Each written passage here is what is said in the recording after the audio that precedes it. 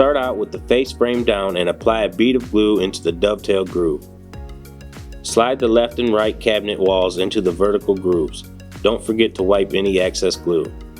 Now slide the top and the bottom of the cabinet into place using the groove on the side of the cabinets. Flip the cabinet upright and slide the back wall into place using the grooves on the cabinet walls. Turn the cabinet onto its front and use pre-existing holes to secure the back of the cabinet to the top and bottom lips. Now place a corner bracket into each corner of the top and bottom to firmly secure the cabinet together. Each bracket will be fastened down using 3 screws.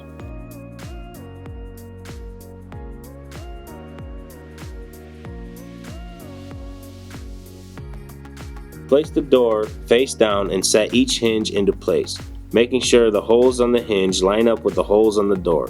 Fasten them down with 2 screws each. Then place a rubber bumper in each corner on the door opposite your hinges.